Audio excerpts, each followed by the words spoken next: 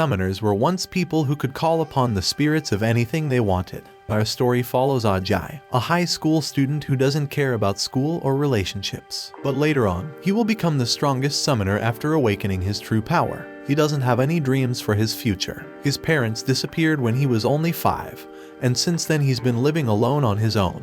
His one good quality is that he can always take care of himself, and he is especially good at cooking.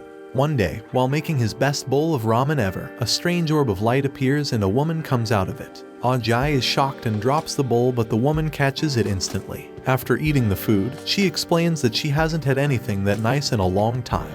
She reveals her name to be Dora, but he simply kicks her out of his house. He wonders if he is hallucinating as his attempt at getting rid of her proves useless. She explains that she is not a ghost but a summoned spirit and requires more food to restore her strength. She needs too much energy to transform herself back into a beautiful girl. That's why she is in her younger version to save energy. While Ajin asks her 3 questions about herself, she tells him that people use food items to summon spirits in ancient times, so she came here because of his food.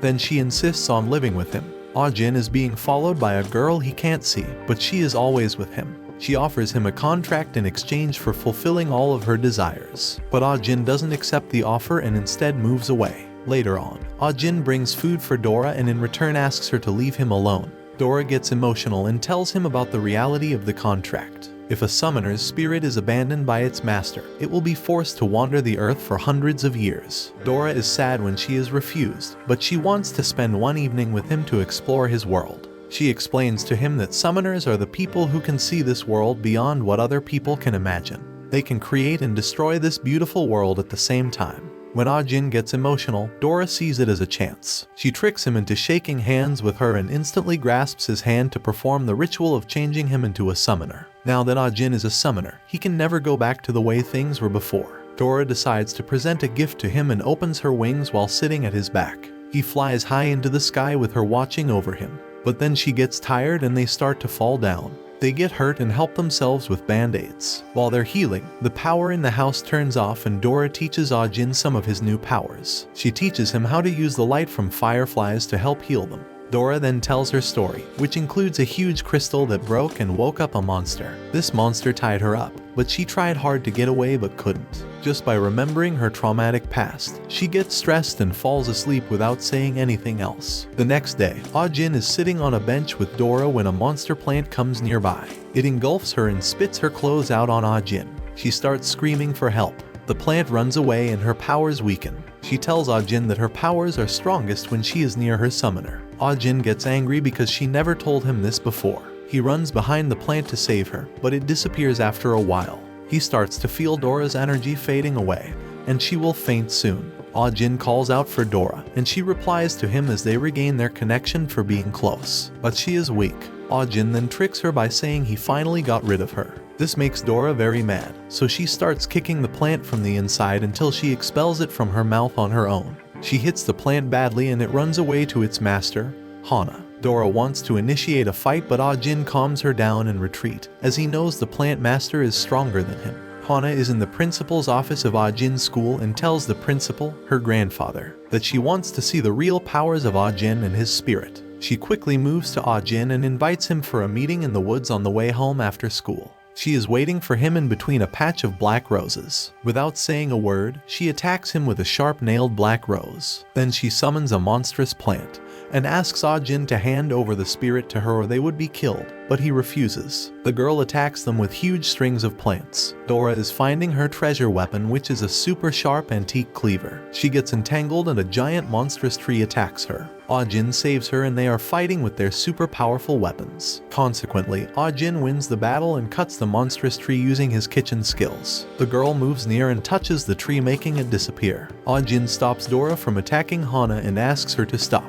Dora then looks around and notices 4 tall trees, proving that Hana wasn't taking the fight seriously. Dora invites Hana and her spirit to have dinner at Ajin's house. The summoned plant is angry and rejects the invitation, but Hana decides to accept it.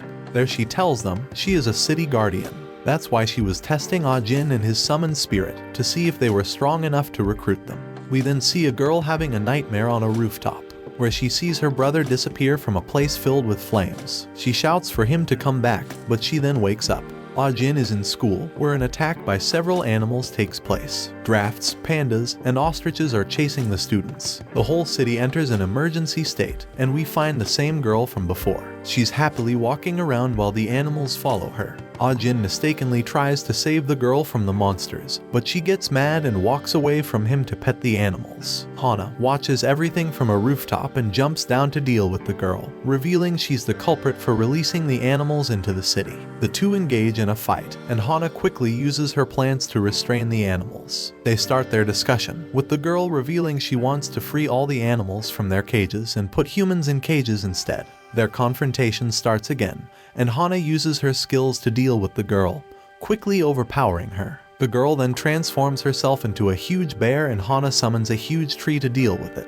After a strength contest, the tree also starts to overpower the bear, punching and squeezing it into several pieces. Those pieces quickly transform into a pack of wolves. They start to quickly overtake the tree, but Hana manages to find a move to win the fight. Those several pieces transform themselves into a huge snake and starts overtaking the tree. Noticing both sides' injuries, Ajin quickly jumps to the middle of the fight and restrains both sides with some soul chains. The two agree to stop fighting, and the girl quickly heads back to her summoner body, revealing it to be a nearby cat. Ajin calls the cat Mayao, revealing that he already knew the cat before. He quickly starts to bandage Mayao's wounds, and the cat passes out while remembering the first time they met. Ajin met the cat days before summoning Dora and treated its injuries. Despite hating humans, Mayao fell fond of him and ended up catching feelings. Hana leaves her home after threatening Ajin about the cat. He brings the cat to his home, and they all eat and sleep there together. Ajin also consoles the cat about her missing brother. Suddenly, there's a knock on the door outside, and they open it to find Hana's bodyguards inviting them to her house. Upon reaching their house, they notice it's a place filled with summoners. They enter the main hall, and Ajin notices a huge statue. Hana's summoned spirit mentions that it's a goddess and the first leader of the Watchers. Suddenly, Ajin starts to hear the statue calling for his name. He takes another look at it and gets into a trance state. He finds himself in a green field and sees the same blonde woman represented in the statue near a tree. She keeps calling out for his name, but before he can approach her, he gets back to reality. He's then taken to Hana's grandfather and his school principal, the Black Rose family leader. He says that everything has a spirit, which comes from a giant crystal of a monster. Some spirits are watchers who protect the world, while others are destroyers who want to conquer it for their own desires. He asks in which side will Ajin stand, but the latter reveals he doesn't want to join either group because his mom told him not to get involved in fights. The old man then starts talking about Ajin's past, referring he was abandoned by his parents when he was only 5. He also knows he has a picture of his family in his wallet, and reveals that despite his carefree attitude, he still feels empty inside. Ajin gets startled when he hears those words, but the old man continues. He explains meeting Dora and not knowing about his parents' identities isn't a coincidence. Ajin is shocked, even more after Dora steals his wallet and sees the picture, showing his family picture where his mother resembles the woman represented in the statue. Suddenly, the destroyers appear and attack the place. The grandfather tries to hold them off while telling everyone to escape. Mayao's brother appears, but he's different than expected. He's actually the leader of all the destroyers. He even tries to kill his own sister. Ajin couldn't hold his feelings anymore and tried to kill her brother, but is stopped by another destroyer who puts him in a trance-like state. In this trance, he's sent back to Plainfield, where he's back to his 5-year-old self. His mother appears from behind and embraces him. Feeling the warmth of her mother, Ajin starts to tear down. He has missed her for the past 11 years. She's finally back. But the space around them tears down. It turns dark, difficult to breathe, and his mother's warm embrace turns into a cold, lifeless one. He looks back at his mother, but all he sees is a monster. Back to reality, Hana's neck gets sliced away by an assassin, and the old man uses his power to heal her. He manages to save her in time, but the destroyers take advantage of the opportunity to shoot him in the head. Another destroyer appears and takes the old man's soul. The group then leaves the place, sparing everyone else because they think they will be useful. The group recovers after a few days, and Ajay decides to meet Stan to get information about the destroyers. At Stan's laboratory, he starts tracking every possible information and finds out their previous movements. They head to Hana's house, and Stan hacks into a camera and starts reproducing the recorded information. Through the recording, they find out there are 7 people in the Destroyer's gang who attacked the place. He further investigates and checks the attack goal lies inside a hole. They jump into it and scout the whole place. They discover that the Destroyers swept away all the thousands of sealed spirits that Hana's family had been sealing for ages. They also find the pebble different from all others. It contains a unique scent from a garden 300 kilometers away from the city where a Destroyer was detected. They all decide to go there, although their chance of winning is less than 10%. On the way, they all chat about their past and Ah Jin explains his story. Dora tries to recall her memories, but she can't remember anything. Stan scans reveal that Dora's heart was sealed long ago with chains, which is why she cannot remember anything. Upon reaching the place, they find a farmer who transforms into the Destroyer and starts to fight them. The Destroyer is substantially strong enough to put all of them to die instantly. Normal weapons of Dora are useless for him and they are easily turned down. Mayao moves ahead but nothing works. Stan tries to handle the situation using her technology but in vain. She could buy only 2 or 3 minutes for them. Nothing works for this monster. Stan tracks out all information regarding him. He suffers from some mental illness and holds a split personality. He killed all people of the nearby town long ago and is an internationally wanted criminal. The Destroyer gets furious and attacks them with several powerful techniques, but they survive all of them. He turns the ground into large stones and attacks them, but Ah Jin saves the group with a shield. This destruction reveals numerous skeletons of men, women, and children under the earth. Ah Jin starts feeling a unique surge of energy in his mind. Dora starts sharing her memories with him, allowing him to absorb every characteristic and technique of every weapon. His arms and legs get covered by some armor while he summons a silver lance. With that new equipment, he starts slashing the Destroyer in several places with different weapons until he manages to put a dagger throughout the Destroyer's core. He then summons forth Thor's hammer and finishes the Destroyer, who reverts back to his human form. Suddenly, the farmer turns into a huge rock giant who attacks everyone. They try to combine their attacks, but it proves to do nothing, as they all start to get knocked down one by one.